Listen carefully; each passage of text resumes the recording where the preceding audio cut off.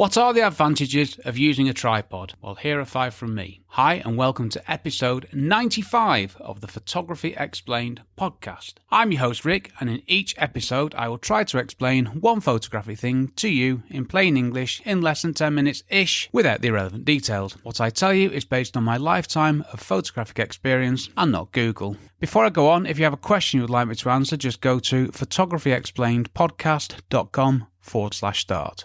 Okay, here is the answery bit. 5 advantages of using a tripod are: 1. Tack sharp photos every time. 2. Better compositions. 3. Technically correct photos. 4. Highest quality using the lowest ISO. 5. Taking photos in low light situations is a breeze. Didn't get far in, did I? And 3 bonus ones from me. 6. Something for me to lean on. 7. It makes me look great. And 8. I can include myself in photos. Okay then, let's look at these one by one. Number 1. Tack sharp photos every time. Now this is my number 1 reason for taking photos with my camera on a tripod. Any movement of the camera when you take a photo introduces the risk of a less than tack sharp photo by movement of the camera. Sharp photos are a must. Blurry photos are not good.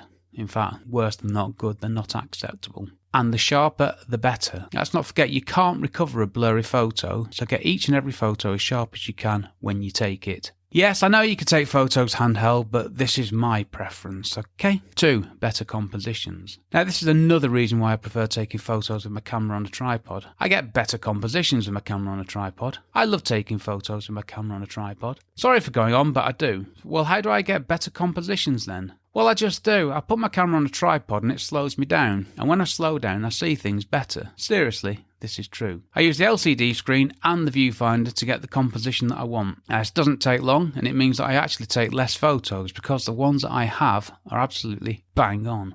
3. Technically correct photos. For my architectural, construction and real estate photography work, I take every photo I can with my camera on a tripod. What this allows me to do is to get the composition technically correct. Horizontals horizontal, verticals vertical, and in that order. Oh, by the way, get things level first and then do the verticals. This is much easier than the other way around. This saves me time later in Lightroom as I got this part of things nailed in camera. And again, this helps me to take less photos as I'm getting the technical side right with the first photo. What I used to do was take one photo and then I'd take another one just to the right and then another one to the left because I wasn't confident that I had got the photo that I needed. And that's when I was shooting handheld. Now, I'm not saying for a second that you can't shoot handheld, I'm just telling you what I do. Okie dokie. 4. Highest quality using the lowest ISO. Now, my camera's on a tripod, so I'm not worried about the shutter speed, as what I'm photographing is not moving. Well, most of the time. When are things moving? Well, it's on a windy day, there might be trees blowing around and I don't want them blurry, or the clouds, I might not want them blurry, but to be honest with you, blurry clouds I quite like. It's more the foliage I don't want to be moving, so apart from on a windy day outside, I'm not photographing anything that's moving, so I'm fine. This applies to my travel photography too, because it's just me out there, somewhere on my own, in the middle of nowhere, with my mates. So I can use the lowest ISO, which gives me the highest quality, which is my number 1 priority. And on the Canon 6D, I use ISO 100, which is the lowest native ISO. Now, what does native ISO mean, I hear you ask? One for another episode. 5. Taking photos in low light situations is a breeze. Sunrise, sunsets, dark interiors, dark places, well, anywhere where it's low light or dark. Trust me, you need a tripod. This allows you to use a long enough shutter speed to get the correct exposure without the camera moving. Increase the ISO and you get noise and stuff in there which isn't good. Now, I've talked before about handheld photography and what you need to know, but this is the answer to low light situations. I'll remind you of those episodes in the related episodes section later. 6. Something for me to lean on. Now you might not believe this, but I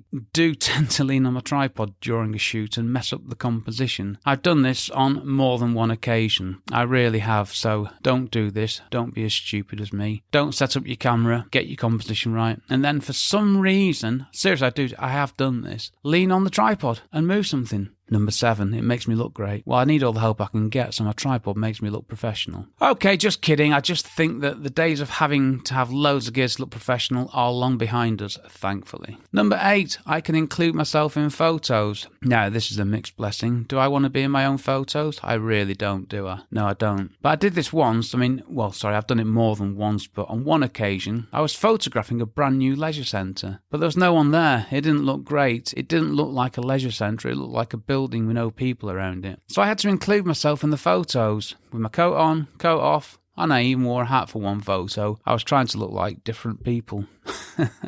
Did it work? Well, it was okay. Try doing that without a tripod though, not easy. Okay, so what do I do? Well, as you gathered by now, I take photos with my camera on a tripod whenever possible. Right then, the talky bit. Now I said this last time, and I'll say it again here. I don't have a problem repeating myself. Tack sharp photos are the aim, okay? Tack sharp photos are the aim. Blurry photos are no good. Nobody wants a blurry photo. The aim with every photo that I take is to get the highest quality image that I can. That is my number one priority. The best composition, the highest quality. And yes, using a tripod helps me to achieve this. Now, I'm not saying you have to do it, but this is what I do.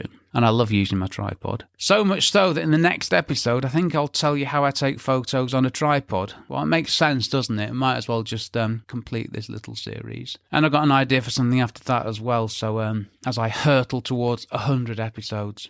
And I made the point that my tripod makes me look good. I was, of course, joking, but it is, seriously, it's not that long ago that to be considered a pro photographer, you had to have all the gear. Lots of lenses, big camera bodies slung around your neck and wherever, lots of gear, big bags, all that stuff. That's what you needed. If you turned up with a little camera, people thought, really? Who are you?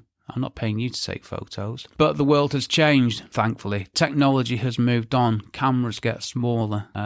So yeah, those days are long gone. Right, I've lost my place there, haven't I? So let's get back to my script. This is what happens when I try to ad-lib. So thankfully those days are behind us now. Back to the script. But I still see the odd example of photography snobbery out there. This is a slight digression, but for a reason. So why not check out my website for some photography snobbery related stuff at rickmcavoyphotography.com. Just put photography snobbery in the search thing and you'll see what I'm talking about. Well, after you've listened to this episode, of course. And we don't like this snobbery snuff.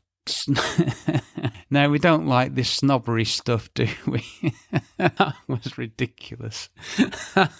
Yes, I genuinely use a tripod for every photo that I take. Okay, so what tripod do I use? Well, I use a Manfrotto 190 Go, an X-Pro geared head. And no, I'm not being paid to tell you this. I wish. Now, I bought these myself some years ago. So is this my perfect tripod? I don't think there is such a thing, but this is the tripod that I keep going back to. I've got 2 other tripods these days, but this Manfrotto is my favourite and has been for some years. And the geared head is particularly important for me with my architectural construction, real estate photography, and landscape and travel, because it helps me get precise composition, which, as you gather by now, getting the composition absolutely bang on in camera is so important and so useful to me. Okay, a quick word on handheld photography here, because it sounds like, the way I'm talking, you can't take photos handheld. Of course you can, and if your preference is to take photos handheld, then that is entirely up to you. You do not have to use a tripod. I use a tripod. It works for me. Okay, so related episodes. Well, I haven't really covered tripods before, so this episode was certainly long overdue. But in the last 2 episodes, I talked about handheld photography. And if you missed them, they were how do you hold a camera properly? This is very important. And how to take photos handheld, camera settings that work for sharp photos. So I tell you how to use a camera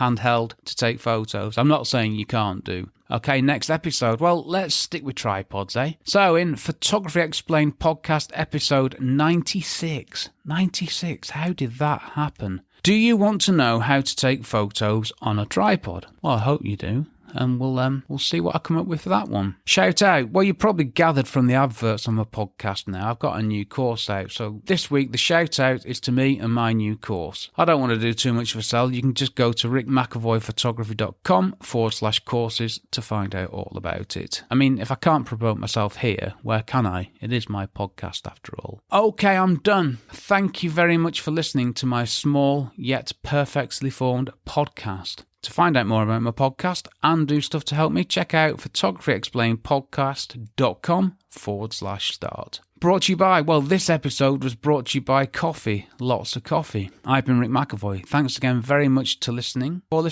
I've been Rick McAvoy. I'll try that one again. I've been Rick McAvoy. Thanks again very much for listening to me and for giving me, I've now stumbled to 12 and a quarter minutes, haven't I? For giving me 12 and a quarter minutes of your valuable time, and I will see you on the next episode. Cheers from me, Rick.